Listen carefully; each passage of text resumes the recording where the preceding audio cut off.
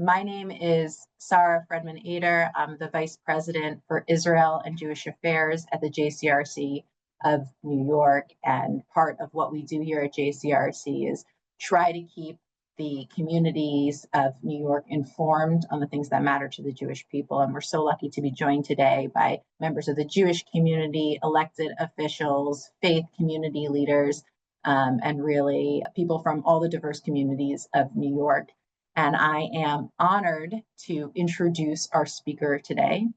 David Horovitz is the founding editor of the Times of Israel, which provides reliable, independent coverage of Israel, the region, and the Jewish world, and is the most read English language news site covering Israel and the Jewish world. He is the author of Still Life with Bombers and A Little Too Close to God, as well as the co-author of Shalom Friend, The Life and Legacy of Yitzhak Rabin. He previously edited the Jerusalem Post and the Jerusalem Report. So in terms of what we're trying to learn here today, I could think of no one better to bring to all of you. We will have the opportunity to ask David questions at the end of this webinar, so please put those questions in the Q&A box and we will get to as many as possible. I want to start with the big and obvious question. David, we're having this webinar now because the humanitarian crisis, the situation in Gaza, has taken over the news here in the US, internationally as well, with different publications and leaders claiming different levels of crisis in Gaza, assigning blame differently, saying it's Israel's fault, it's Hamas's fault, it's some combination of the two. And it's really hard to go through all that information and try to parse out what's actually happening. And so I'd like to start off asking you, how would you characterize the current humanitarian situation in Gaza? Okay, so first of all, thank you for inviting me to do this, and I'll try and tell you everything I can as clearly as I can within the limitations, and they're relevant, of what we know is going on as opposed to what we think is going on as opposed to what people are claiming is going on. So obviously we're speaking in the context it's important to stress it, of October the 7th. Hamas invaded, thousands of Hamas-led terrorists invaded, killed. It's something in the region of 1,200 Israelis abducted, 251 to Gaza, 50 are still being held, of whom we believe 20 are still alive, maybe at least 20, and ongoing efforts ever since to try and reach agreements that would get the rest of them out, get all of them out. Many have come out, but as I said, there's still 50. There is a war, and the war, there is always fog of war. This is a war unfolding in what became a terror state, essentially, where all resources that could be subverted for war purposes were, and vast tunnel networks and weapons stores, all in urban, closely packed residential areas. Very, very hard to fight. And the army in Israel has been trying really to radically degrade Hamas, which was a 24 battalion army, and secure the release of the hostages. It's incredibly complicated, and throughout, this is important context, so forgive me. I'll get to your question, I promise, to the essence of your question in a minute. There's always been a friction between the two prime declared goals of the war, which were to ensure that Hamas was essentially destroyed and could not return to constitute a threat to Israel, as it has vowed it would do. And to get the hostages out. Very practically, for example, there are areas in Gaza where the IDF has not operated because it is concerned that there are hostages being held in that area. So obviously there is a certain friction. And then there is the question of whether increased military pressure will prompt Hamas to be more amenable in terms of releasing hostages, or whether, if it feels that its back is ever closer to the wall, it would be more resistant. And what really played out and has continued to play out through all these negotiations, and Trump's Middle East envoy, Steve Witkoff, is in Israel right now. He's going to Gaza tomorrow, or somewhere in that area tomorrow, as far as we know. What has really been central here is Hamas's refusal to release more hostages, shall we say, at this stage, without a credible commitment from Israel that it will end the war. That's, everything here is complicated. What does end the war mean? That if Hamas then reconstitutes itself and starts again, Israel wouldn't target it? Well, not clear. In that context, now you have the element of aid, right? And Israel's policy on aid and humanitarian help for Gaza has been somewhat inconsistent, shall we say. At the very beginning, for example, the very beginning after October the 7th, there were declarations by very senior Israeli politicians about we're not going to let aid into Gaza. Israel did let aid into Gaza. It has been conflicted in itself. Israel has a very complicated government. It's a far-right, ultra-Orthodox government in much of its component. Netanyahu's own Likud party, two very far-right on the political spectrum, very, in the case of both of those parties, interested in ongoing Israeli control of Gaza and returning settlements to Gaza. Remember, there were 8,000 Israelis who lived in about 21 settlements in Gaza until 2005. Israel pulled out unilaterally. Mahmoud Abbas, the Palestinian Authority, was in control, was ousted in a coup by Hamas in 2007. Those two parties want to go back.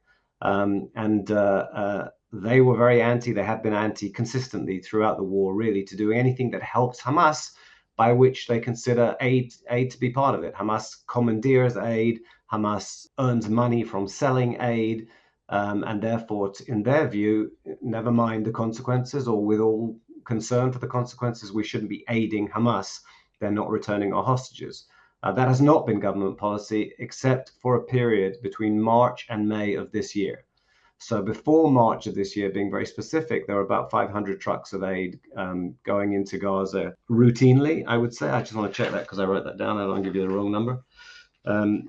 Something in that region, but I will double check for you. In between March and May, there was basically a freeze on Israeli aid, and then a more limited revival when aid started going in. And in the last few days, because of global criticism, basically, something like 200 trucks a day, when the UN's position is about 500 are needed, but at the moment more than that, because you have to restore supplies and stocks and so on, because aid wasn't going in. So this has been a very confused and tactical Israeli policy as opposed to a strategic policy. But that's the bottom line as far as things are concerned at the moment. So there was a lot of information there. I want to break it down a little bit. You talked about what happened right after October 7th, what happened till March. Can you really outline for us how Israel's approach to allowing humanitarian aid into Gaza has evolved since the war began, and what factors have been a hindrance or a bottleneck to getting that aid in, and what have facilitated more aid coming in? Right. I mean, let me just elaborate a bit more on the specifics of the question you asked before in terms of the current humanitarian situation. So the situation is not good. The situation, how desperate and dire it is, it's extremely hard to say. I'm not trying to dodge the question at all here. You'll know that, or maybe you don't, but there's at least sort of 2 or 3 of the most viral photographs and little clips showing, in at least one case, a child who had died, and in other cases, children who were very, very suffering from severe malnutrition. In at least 2 or 3, I'm pretty certain 3 cases, there was a bigger picture that was not told, pre-existing conditions and so on, that were exposed after those photographs of those children, made the tops of websites and the front pages of newspapers. But it would seem pretty clear that there is a growing crisis as regards food and hunger in Gaza, and it took the Israeli authorities, the defense ministry, and so on, some time to acknowledge that. They were stressing all the time, and this was true, that there was no shortage of aid. Certainly after the May resumption, that there were hundreds of truckloads of aid that were lying delivered by Israel on the Gaza side of the border, and had not been delivered by the UN. They were blaming the UN for failing to deliver it. And then they began to acknowledge that because of the problems with delivery, there were shortages in parts of Gaza. So it was kind of a slow acknowledgement and an effort to say that this was not Israel's fault. So in terms of, current bottlenecks and facilitating and complicating factors, a big complicating factor is that there's no doubt that armed gangs, and I don't have any doubt personally, Hamas, has commandeered aid. There have been lots of claims and counterclaims on that as well. It seems clear that Hamas has commandeered, and other armed gangs have commandeered, considerable quantities of aid. It is not by any means clear that Hamas suffered directly because aid wasn't going in. In other words, they were just fine. and everybody else was suffering. And they, are quite cynically indifferent to factors like that. So that's one issue here, the complication of trying to defang Hamas and pressure it, and not being able to do so without harming the civilians who they are very content to have harmed.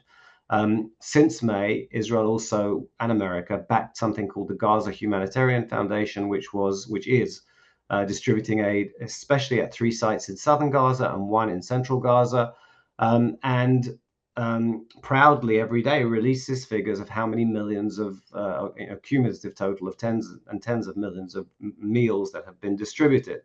The Israeli army, broadly speaking, is securing access to the GHF distribution sites, and almost every day there are reports of people dying trying to get to the aid sites, and the Israeli army has acknowledged many times that it has used warning fire, and officials have allowed that indeed people may have died. They bitterly refute Hamas-led medical officials and health ministry officials tolls of the dead. In other words, Hamas comes out, or Hamas officials or Hamas affiliated officials come out with death tolls, and the army consistently says either we don't know of any incident at all, or yes, we fired warning fire. That toll is exaggerated. But clearly, I mean, the context of that is vast numbers of people converging on fixed sites where aid is distributed, and soldiers not usually directly at the immediate site, but not far away, having set up routes that people are supposed to come and hours during which they're supposed to come, and instead having vast numbers of people, I mean thousands of people, heading their way. And by the way, who knows who might be among the ranks, including Hamas people with guns, and resorting to fire because they believe themselves to be in danger. This has been a bleak routine for many weeks now. And the IDF keeps saying it's learning lessons, it's doing its best to minimize the conflicts that are erupting close to these aid sites, apparently without success. In other words, we continue to get reports that are not utterly denied of violence and even death on an almost daily basis. So again, I could be more definitive about things, but that would be unfair. What we journalists, and I hope all journalists are trying to get to the truth. I'm not sure that everybody is, but certainly lots are. We are all hampered by the fact that we are not in Gaza. We're a lot safer, but we're not in Gaza. And I certainly think that there is room to certainly allow more access for journalists to Gaza. It's not an easy call, that, by the way, because it's a war zone and Hamas is still relatively potent. It's not an army anymore. It's more of a guerrilla force. But if you look at the Times of Israel and other sites, for example, you will see there are ongoing Hamas attacks. There are soldiers being killed. There was a fairly substantial effort today, it would seem, to kidnap soldiers, which is just coming out. And therefore, journalists running around in Gaza are at tremendous risk. But what you have without independent journalists in Gaza is you have freelancers and local hires, Gazans, some of whom I'm sure are trying to tell an honest story, some of whom I'm sure are not particularly, and many of whom I think are constrained in their capacity to tell everything that they would want to tell because of fears for their own well-being and the lives and well-being of people in their families, given again that Hamas is still potent and potentially deadly. So it's, if you look at, if I suppose the first draft of history nowadays is social media, but maybe the second draft of history is news agency material. And the news agencies themselves, are saying we're concerned for the well-being of our reporters, and they coming out on the news agencies is a sort of stream of hard to verify information. And you can't always know what to make of it. And this, of course, I would add, is conflicted by the fact, or complicated by the fact, that the Israeli army, which says it doesn't want to get stuff wrong, and therefore it doesn't respond as quickly as journalists would want it to, very often, I mean, almost always, in fact, does not have a real-time take of its own, shall we say, on what is going on, and sometimes doesn't have an Israeli official take for a considerable time afterwards. So all of those complications affect the certainty or lack thereof with which I can tell you stuff. I want to ask more about the facts on the ground, but because you're talking about this fog of war and the difficulty of understanding what's really going on, I wanted to raise what's the battle of the pictures. Of course, there are these absolutely horrible images of children and babies coming out that show starvation that has really brought this issue to the forefront for a lot of people. And then backlash saying that these pictures are not telling the whole truth. Wall Street Journal had an article today pointing out some of the inconsistencies with the pictures. Can you shed some light on what is happening there? Tell us a little bit of the background and then your opinion of what's going on. Yeah, I mean, specifically, I know of 3 pictures where it is credibly alleged that the full story was not told. In other words, these were 3 children who were presented as deeply suffering from malnutrition as a consequence of Israel not providing sufficient aid. And in those 3 cases, like I say, it was credibly alleged that they had pre-existing medical conditions, which would go a long way to explaining their appearance, shall we say. More broadly, I'm telling you, it seems clear that there is an acute or a serious issue with a lack of food in Gaza. And again, the Israeli army has acknowledged this in the last few days. It has robustly argued that it allowed sufficient food to go in since May, but that for a long time it was not being delivered by the UN. The UN has countered that it is not to blame. And there has been friction between the army and various UN agencies on how do you secure aid once it's being taken into Gaza? How do you prevent it basically being taken by Hamas and other armed gangs? This has been an acute point of friction. In the last few days, as far as I know, Egypt, for example, has taken aid into Gaza, and it has been quite widely and credibly reported that a lot of that was commandeered by people with guns, and therefore maybe it ultimately reaches the people who needs it, but at what cost, including financial cost, and who knows what becomes of it. So it's complicated, even when, in theory, things are working the way they should be working. So let's talk a little bit about that issue. What's your assessment of Israel's coordination with international humanitarian organizations providing this aid? We talked about the UN, we talked about the Gaza Humanitarian Foundation. I know there are other smaller agencies, Arab countries who are bringing in aid or airdropping. Where is this coordination working and where are the challenges? Well, lately, and I mean, in the last few days, there seems to, I mean, Netanyahu, I think, has publicly encouraged other countries to help. And there had been the first ever in this war. Israel hadn't done airdrops before, others had, but Israel has been carrying out airdrops. But broadly speaking, I would say the relationship between Israel and the UN, far beyond the last few days or even the specifics of what we're talking about, it's an incredibly friction-filled relationship.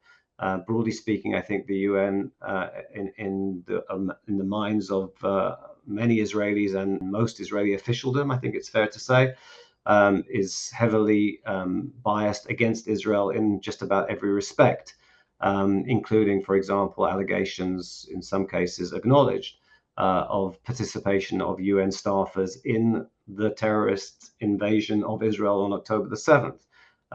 Long-standing allegations by Israel against the main United Nations Relief and Welfare Organization in Gaza, that its education system is inciting against Israel, that its classifications of Palestinian refugees perpetuate and deepen the crisis, the abiding crisis in Israeli-Palestinian ties, and so on, that these organizations, or certainly many elements of them, are not forces for good and peace and harmony. So it's in that context, then you have an ongoing war. You have a friction, including over, between Israel and the International Committee of the Red Cross. How is it that the ICRC has not secured the release of hostages who have been held for, since it's almost 22 months now, for goodness sake? Why has the ICRC not been able to ensure that vital medicines reach hostages? I mean, as far as we know, the living hostages, many of them are in tunnels, in chains, being tortured. These are the accounts that hostages who have come out and are entirely credible have provided. So it's a very, very problematic relationship. And then you have UN criticism of Israel and increasing international criticism of Israel for ostensibly leveraging aid as a means to try to pressure Hamas. And Israel has been trying to pressure Hamas to do what it thinks might just work to try to persuade Hamas to free the hostages. So it's a very, very fraught relationship.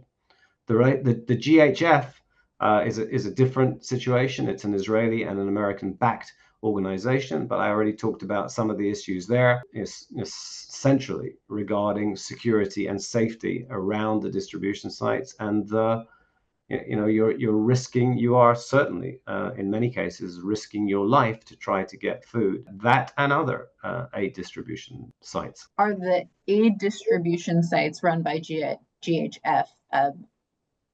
Would you consider them more dangerous than the UN aid distribution sites in terms of going out to get the aid? I wouldn't say that, only because of the absence of definitive information.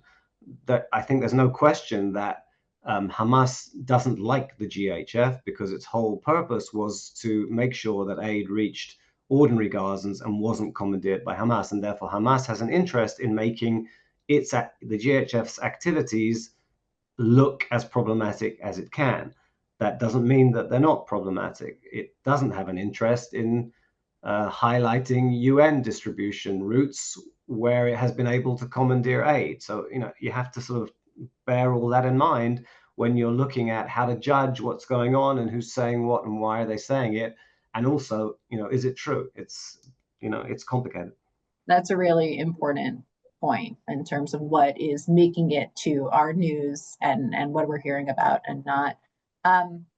What are Israelis seeing the same news items that we're seeing here in the United States? Are they getting the same information? And how is the Israeli public reacting to this news as it comes out? So I would say, generalizing horribly, but maybe necessarily, that until relatively recently, the material was available. I mean, it's all available. It's all available on social media. And if you watch enough television, you will see a lot, maybe much of what is being screened elsewhere around the world. Obviously, in the context where, if you're watching Israeli news reports, we dominate every aspect for hours, whereas on American television, it's only part of, the world coverage. It's been out there. I don't think it has been as dramatically highlighted, maybe, until recently, as it has been in some international TV and other media reports. As the world's outrage grew in the last few days, especially, maybe the last few weeks, but certainly the last few days, there has been more of a focus on that. There has been more prominent coverage. So I would say, it's all been out there, or most of it has been out there, maybe even more of it, but not as perhaps dramatically and prominently reported as it has been on some occasions in much of the world media. More recently, it's a huge big deal. It's a huge big deal, of course, also because of the degree of international criticism and consequence. So, for example, as you know, right, in the last few days, you've had, it really began centrally, I suppose, with France declaring that it's going to recognize a Palestinian state in September, and then Britain not quite following suit, but saying it will do the same if Israel doesn't end the war and take various other measures, including opening the possibility of advance towards a two-state solution and so on. And even Germany today saying we're not going to recognize a Palestinian state. Germany, probably, the most steadfast European supporter of Israel, with obvious historic Holocaust-related sense of particular responsibility, talking about not recognizing Palestine, but the two-state solution has to remain viable. There has to be an effort to move in that direction. That's really complicated. Okay, I mean, all of this is really complicated. Okay, now the official Israeli response to all of those moves, and by the way, interestingly, I think from the families, the forum representing the hostages, is that these moves are shameful. To quote Emily Damari, who is a British Israeli hostage, she said of Keir Starmer, "What you've done is shameful. You're rewarding Hamas. Hamas invaded Israel. killed people who had done nothing. By the way, invaded from a territory where Israel had no claims after 2005. There were no Israelis in Gaza. So nobody should think this is about, oh, the territory. No, this is about trying to destroy Israel. They took all these hostages. They've not released them. And now you're rewarding them by giving their people, shall we say, you're saying they should have, we're endorsing their state. Well, why would you be endorsing their state when Hamas is still potent in Gaza and committed to destroying Israel? And by the way, if you want to get further into this, there are some very deep reservations about the relatively moderate Palestinian Authority. I mean, everything is relative here. So in that context, with that lineup of countries, and now Canada today and so on, obviously Israelis are more acutely aware and more centrally aware, I suppose, of how this conflict, I mean, they've been aware the whole time, but how the particular current nature of the conflict and the humanitarian crisis is playing out internationally. You mentioned the Hostage Family Forum, and of course, the hostage situation remains critical. How does the ongoing captivity of the hostages affect Israeli decision-making at this point? Yeah, I mean, it's central. I mean, necessarily in a conversation of this kind, even though I'm speaking at great length and very fast, there are so many complex aspects. Okay, you're doing it with an accent, so it's fine. I see. So that, yeah, I get away with it. But so to take you a little deeper now, you will remember there were major conventions ahead of the presidential elections in the United States, Democratic and Republican conventions, and parents of hostages spoke at both of those conventions and were unanimously applauded. And everyone was empathetic to them. And of course, the hostages need to be released. This is outrageous and terrible. The hostages issue, you might be surprised and dismayed to hear, is not a consensual issue in Israel. So, for example, to go to the extreme, you have a far-right minister in the government who said this week, we have to reclassify the remaining hostages as prisoners of war, and their fate and their case needs to be resolved once the war is over. In the meantime, we have to continue our efforts to destroy Hamas. He's not the only minister who has spoken broadly in those terms. The finance minister, Bezalel Smotrich, a very powerful minister in the government, I think I'm fair to say, has said, with all empathy for the hostages, they are not the first priority. The first priority has to be to defeat Hamas because of the danger that a potent or reviving Hamas could potentially pose to Israel. Israel is so divided politically. Benjamin Netanyahu is so controversial and non-consensual a figure in Israel. If you look at every poll in Israel at the moment, it would seem very unlikely that he would be re-elected in elections which probably will take place sometime in the next year. They have to take place by next October. But I wouldn't believe the polls for a start, and I certainly wouldn't write off Netanyahu. My point is that every issue is divisive. If there are people in government who are less ready to prioritize hostages, you can understand that echoes in the Israeli public and so on. So the whole issue of the hostages, I think broadly speaking, it would be fair to say that just about everybody in Israel wants the hostages home. Don't get me wrong about that. But the process and the prioritizing, and whether you're criticizing the government or this or that minister or endorsing them for their approach, these are divisive issues. Speaking of divisive issues, you recently wrote an op-ed entitled, "As Israel's Allies Turn on It, Here's the Least Bad of the Lousy Options for Victory in Gaza." In this op-ed, you outline what you see as Israel's difficult strategic choices at this point. Can you share some of your thinking in that op-ed, which we will share with everyone on this call afterwards, but outline some of your thinking, and given your analysis of these lousy options, does Israel's current approach to humanitarian aid in Gaza align with this least bad path forward that you highlight? Well, more recently, to answer the second part first, now encouraging lots of aid to go into Gaza seems to me to be sensible, and in fact, no option is perfect here. I should stress this, right? But to Israel, it seems to me, would have been, and by the way, people I respect who would take an opposite view, really. It seems to me that Israel's interest morally and probably globally and maybe even directly would have been to allow aid into Gaza, to have placed hospital ships off the coast, to have evacuated particularly vulnerable people, to have dropped air packages aid packages with pictures of hostages and offering rewards for people who could provide information. You know, it's easy to say, but that seems to me would have been a better approach. I have lots of issues regarding policies that have been followed. I mean, the American president in February, Donald Trump, when he hosted Netanyahu, his initial vision for Gaza was compelling all of Gazans to leave. He's walked away from that, or he's changed it a little bit to encouraging them to leave. He was speaking because he said Gaza is hell. He wanted them to not be victims of Hamas. I don't see how you could have got them all to leave without Hamas going with them. I have issues. We have a historical connection to this land. I'm not paralleling that with anybody else's claims to land in this immediate area. But I think there's a problem with, you can just take people away from their land. They have a connection to their land. So it's sort of a moral and a practical consequence as well. It seems to me now there are sort of three options, one of which is for Israel to just give up and let Hamas revive, which I think is unthinkable. One of which is to do something that is discussed by the government right now as an option, or people in government. The army basically says it controls about 3/4 of Gaza. There are ministers in government who've said we should take control of all of Gaza, and there are ministers in government who want to annex. There's even been talk of annexing parts of Gaza if Hamas doesn't come through with a hostage deal that Israel can live with in the very near future. And then there are people who want to annex Gaza and the West Bank. There was a motion passed in the Knesset last week. It was a non-binding motion, but it was approved by the coalition with some support from right-wing parties in the opposition, that Israel should annex the West Bank. I stress, a non-binding motion. So there's talk of annexation in Gaza as well. I mean, I don't know how the army secures 100% presence in Gaza for the foreseeable future.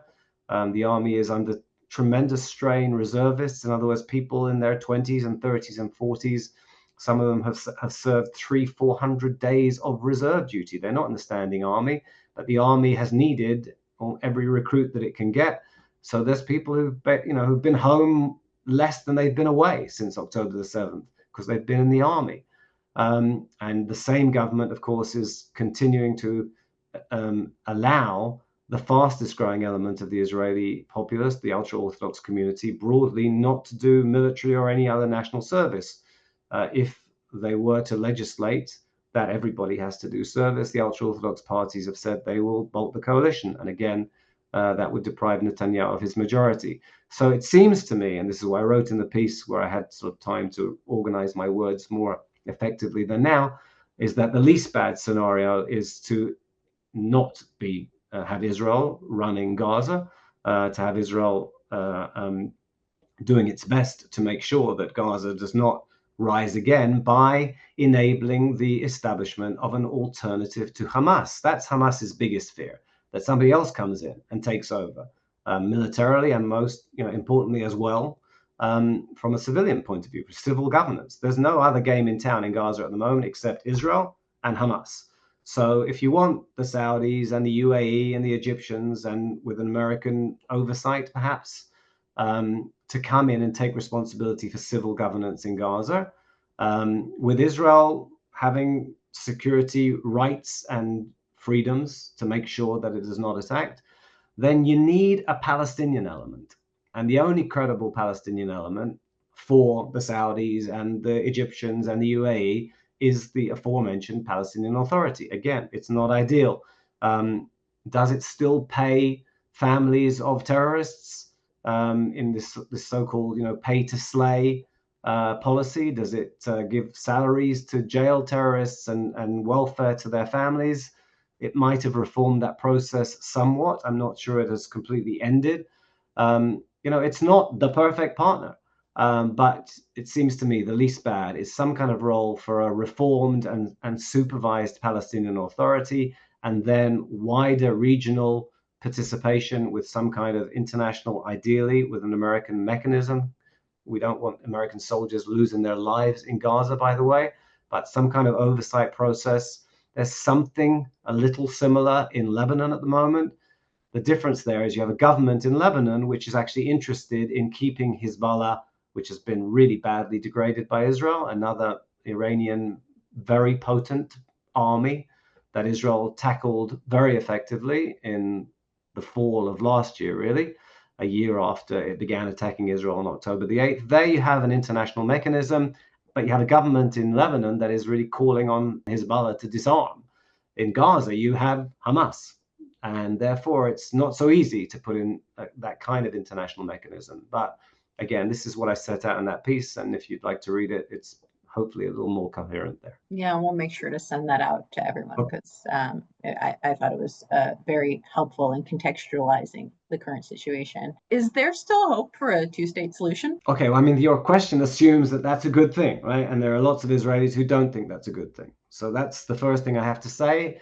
And there are probably as many Israelis as ever after October the 7th who are not convinced it's a good thing at all. If you look at Israeli, relatively modern history, we were moving in that direction, perhaps to some extent, warily, with real problems with Yasser Arafat, and then Yitzhak Rabin was assassinated.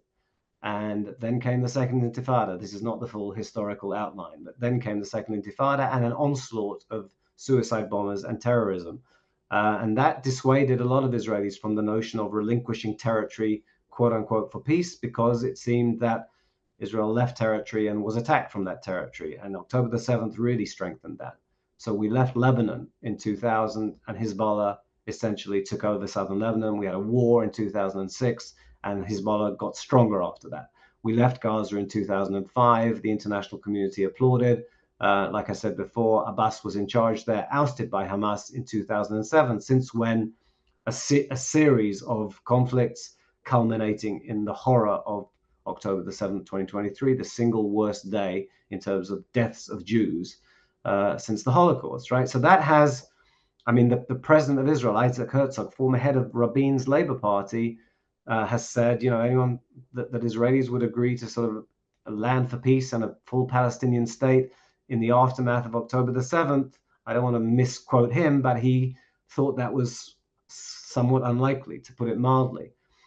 At the same time, and this goes to the root of decades of conflict, Israel in its pre-67 or its non-West Bank and Gaza component, shall we say, sovereign Israel, is about 3/4 Jewish and a little less than a quarter non-Jewish. But the most demographers think that, I wouldn't get too far in judging where that might go. But Israel, in terms of Israel plus the West Bank and Gaza, is probably a Jewish minority already, if not 50-50. In other words, there's almost as many or maybe more non-Jews than Jews between the river and the sea, right? And therefore, if you want to keep Israel as a majority Jewish country and you want to keep it democratic, you have to separate from some of those Palestinians, which is one of the drivers of some version of a two-state solution.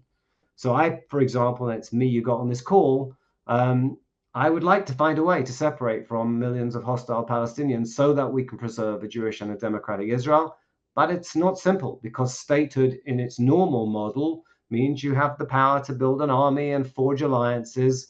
And we have seen what can happen. Hamas was the weakest of the Gaza border, put it like this, was regarded by the chief of staff of October the 7th, Herzi Halevi. It was the border he was least worried about. They radically closed their eyes, unfathomably, to the nature of what Hamas was doing. They knew what Hamas was doing, but they refused to internalize what Hamas was doing. But Hezbollah was many, many times more potent, and Iran was closing in on the bomb. So, if Hamas could do that to Israel, there's tremendous wariness about granting freedom, really, the freedoms that go with statehood, without greater certainties about whether that would not be abused by the people you were trying to partner with.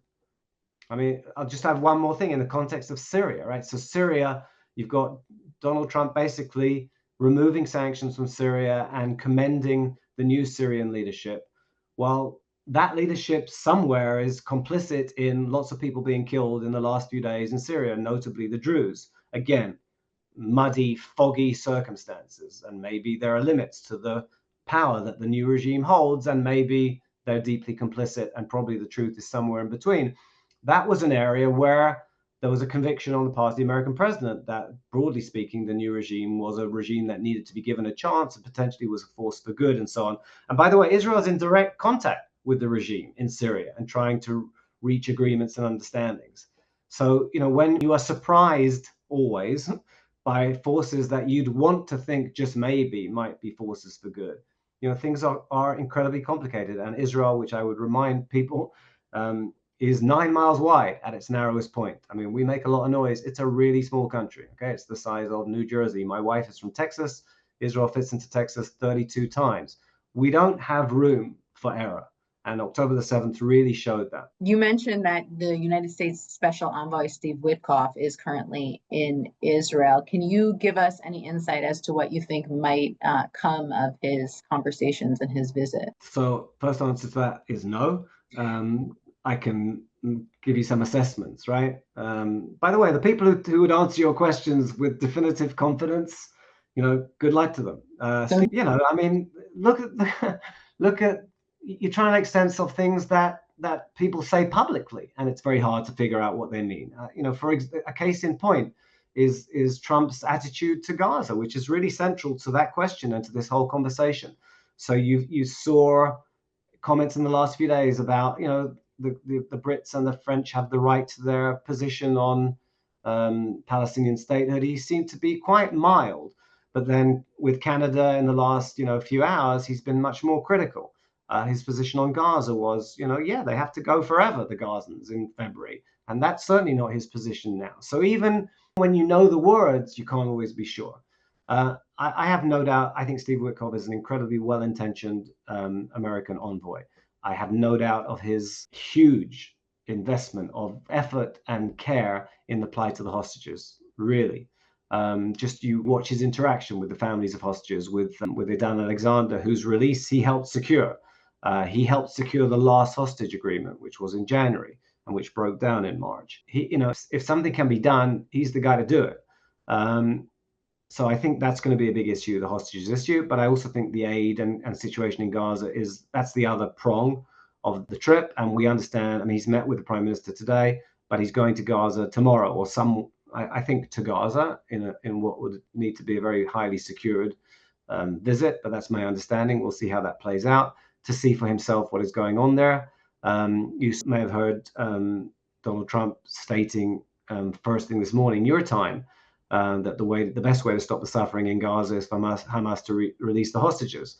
That's a pretty interesting and dramatic statement to make, given his stated concern regarding the humanitarian situation. So, I think the Witkoff visit comes in that light.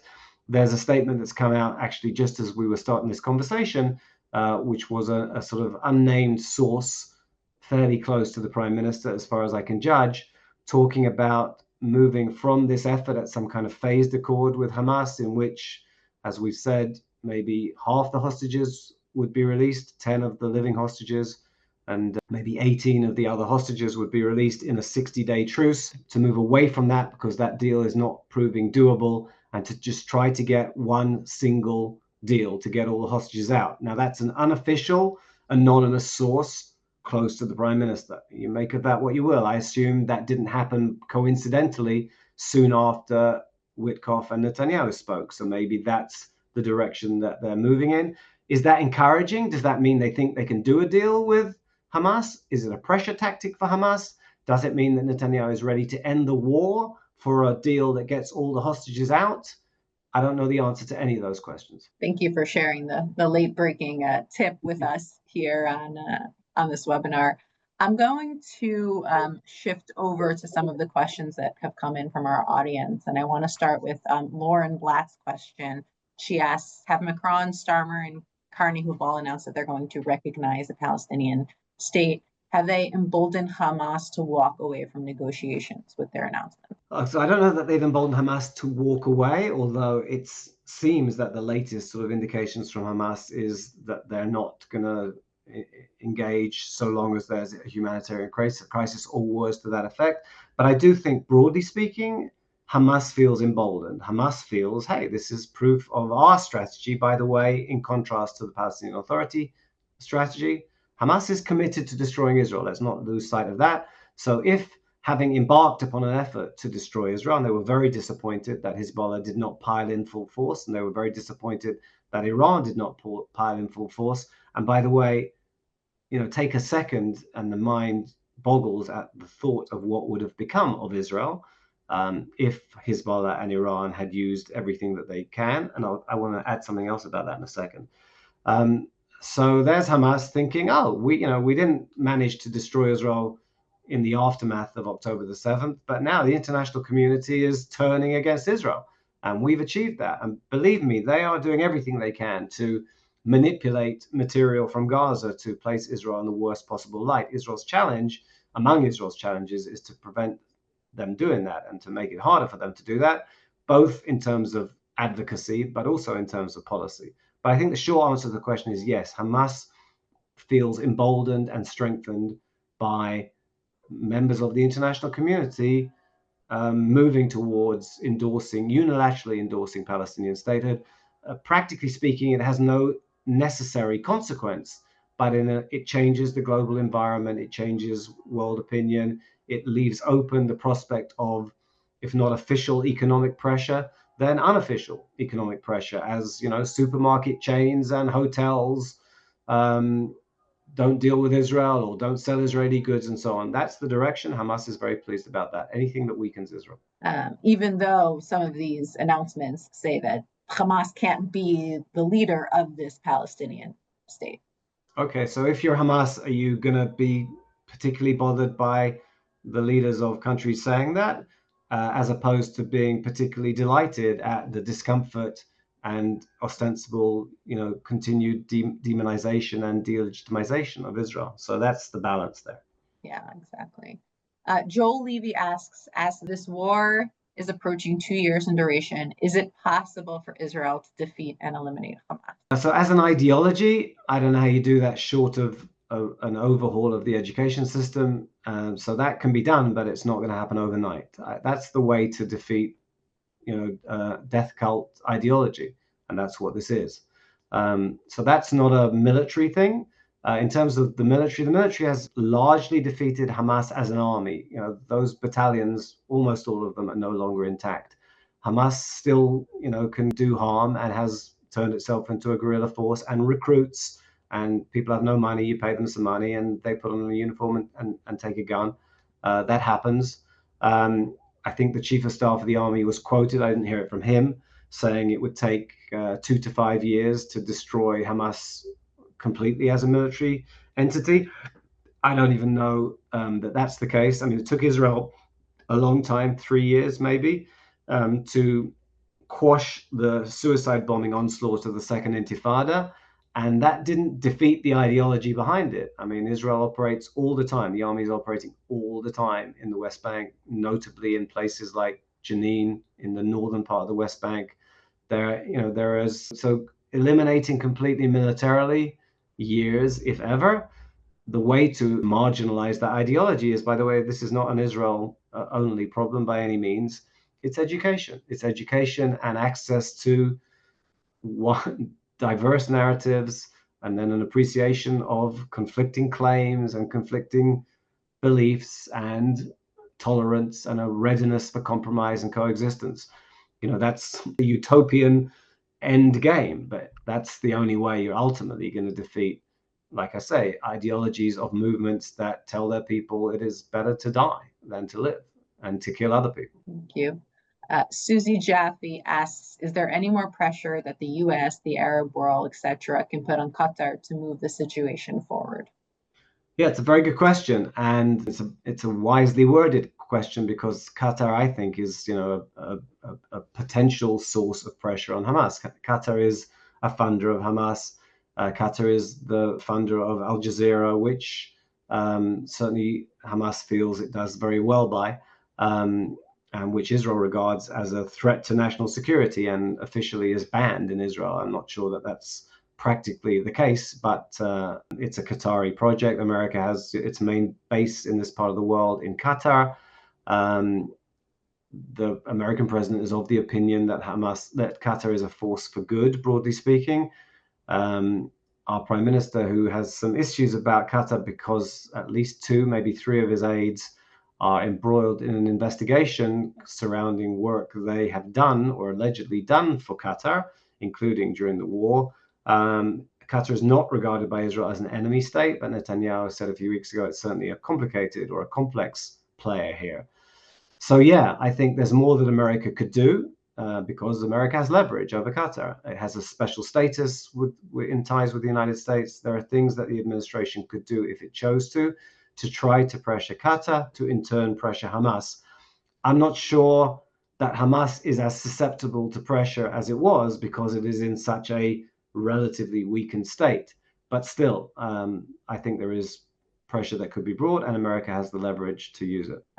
We have a question here. For those of us advocating for Israel, what is the best way to address the current food crisis in public discourse? And I think I would interpret this question to say those of us who are speaking with people who are not in the know or who see, what are the points that we need to know to be able to share about what is really happening? You know, I'm limited in my capacity to advise people, but you know, the key I think stress the key contextual things, right? This is a war. This is ultimately a situation that is the consequence of an unprovoked invasion from a territory from which Israel had withdrawn, of a terrorist organization seeking to destroy Israel and cynically exploiting the people trying to kill our people and placing its people in harm's way, having subverted all materials that should have gone to Gazans that could be used for the war effort. That's the first thing. And then the second key contextual thing is there's no humanitarian crisis in Gaza, and there's no, as Donald Trump said today, release the hostages, and that's the best way to end any kind of deadly crisis affecting Gaza non-combatants. I'm not whitewashing. I don't have any. That's not my job. I'm a journalist, and I'm not saying that all of Israel's policies.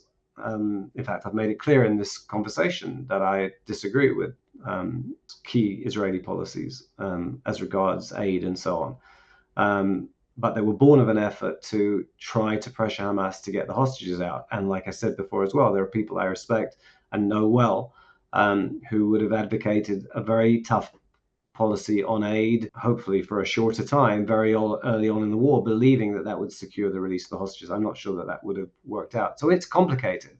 And, if you're advocating for Israel, the key point I suppose to make is, Hamas, if you release the hostages, there will be no humanitarian crisis. The problem with that simple sounding summation is that Hamas is not interested in releasing the hostages. It is keeping them because it wants to be able to survive and revive. So it's not so simple, but the context is really important. Thank you.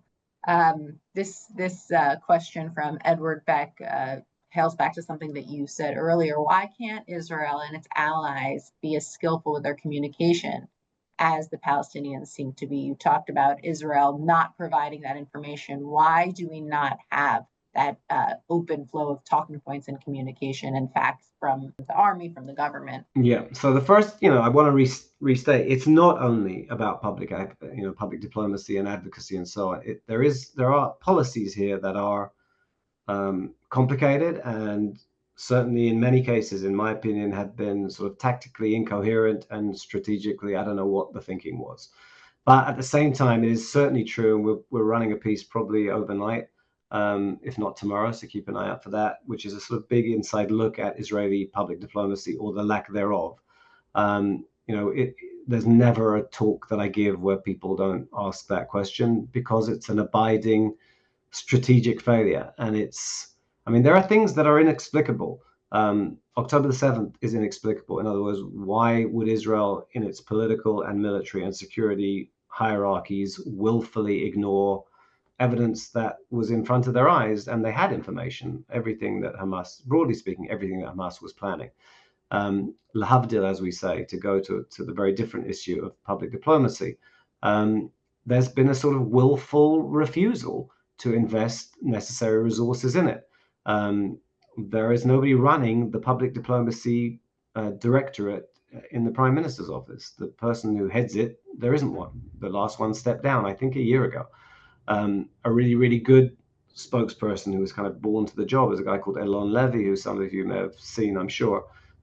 He was basically suspended until further notice when it was discovered, I don't think he hid it, that he had participated in demonstrations against the government's plans to constrict the judiciary.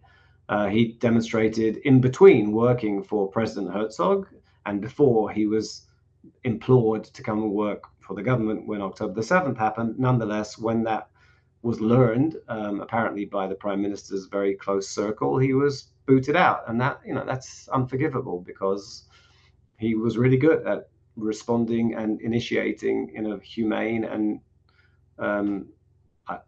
identifiable and empathetic manner what was going on and so on.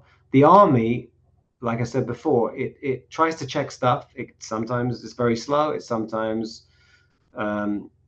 is not as forthcoming with information as it would seem that it should be. But I think it's the civilian element that is the most flawed. And it's not, I've had dealings over the years with all kinds of well-intentioned people who, well, maybe we can do it and we'll put some money and it has to come from the government. Otherwise it's not credible. And there hasn't been sufficient focus on it. There hasn't been a strategic investment of resources. They haven't hired the best people to do it. They haven't allowed them to do their job when there are good people. And we have a government that in many aspects is dysfunctional. Sorry to say. You just feel it very keenly in this area. And the question is, well placed. I know leading international political people who have said to me, we want to stand up in Parliament and say, but the truth is ABC, and we don't have the information to do it. The most basic information. We don't tell our colleagues in Parliament something that's not true, and we don't get information. So it's an abiding. It's not all terrible. I mean, some things, I think the Iran war was explained quite well. And by the way, you should just, I'm going to digress very briefly. Iran was pretty close to the bomb, it would seem to me, and I have quite good information.